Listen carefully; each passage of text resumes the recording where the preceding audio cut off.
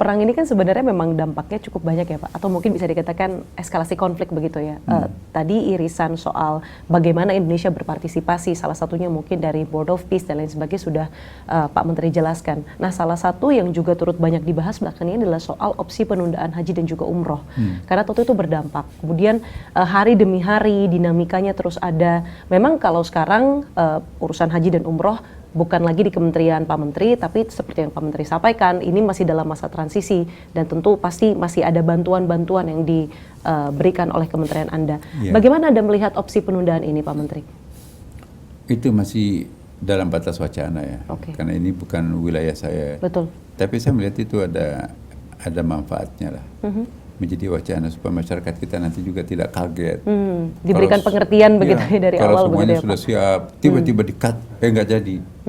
Itu bisa shock. Jauh lebih kecewa. Ya, jauh lebih kecewa. Tapi kalau kita wacanakan, orang-orang yang punya pandangan lain, udah kalau begitu jangan dulu, saya lunasi tahun ini, tahun depan aja.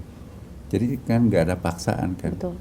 Jadi saya melihat bahwa wacana penundaan haji ini, kalau nanti eskalasi perang ini nanti semakin bergejolak, nah itu kan menjadi tidak wajib haji kan, karena tidak istita'ah di situ kan. Yang dimaksud man istata'a ilaihi sabila, kan ada ayatnya itu, walillahi 'alan nasi hajjul baiti man istata'a ilaihi sabila.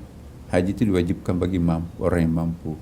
Definisi istita'ah di situ punya kemampuan, dalam arti tidak ada bahaya, tidak ada bahaya di tempat kita berangkat, tidak ada bahaya di tempat tujuan kita, itu Mekah, Madinah, dan tidak ada bahaya antara Mekah dan antara Indonesia dengan Mekah sana. Kan tiga kan, aman di tempat kita, aman tempat tujuan, dan aman di jalur yang mau dilewati. Nah kalau ada diantaranya tidak aman, itu berarti tidak memenuhi persyaratan wajibnya sebuah haji. Nah jadi jangan memaksakan sesuatu yang tidak pada tempatnya. Misalnya sudah nyata-nyata membara peperangan, nekat mau haji, mati syahid. Ya bukan begitu, ada ayatnya juga, wala tulqu biyadikum ila tahluka, jangan menceburkan diri kalian ke dalam kebinasaan. Sudah tahu ada perang mau nekat lewat di situ, itu jangan juga. Nah presiden kita itu mudah-mudahan saya tidak salah dengar ya, ada sebuah statement yang saya bisa simpulkan bahwa jauh lebih banyak risikonya memulangkan orang yang sudah terlanjur berangkat daripada membatalkan pemberangkatan. Kalau pembatalan keberangkatan, ya mungkin persoalannya dalam negeri aja kan, beri pengertian kepada anggota keluarganya. Udah selesai persoalan.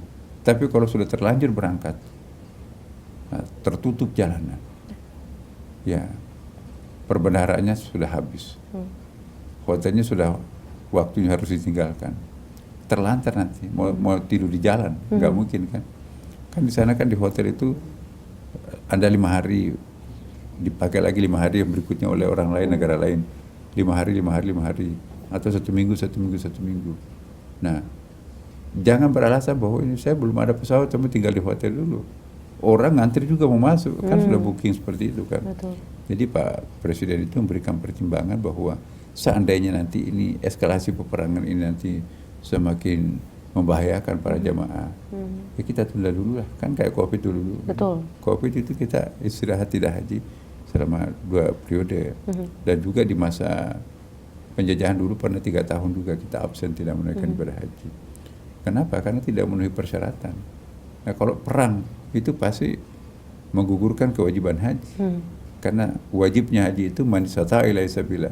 Nah ini tidak aman di tempat tujuan, tidak aman di perjalanan, jangan-jangan juga tidak aman di negeri kita, karena ada dampaknya harga BBM naik. Betul. Dan bagaimana keluarga kita bisa hidup tanpa ada perbekalan ditinggalkan kan.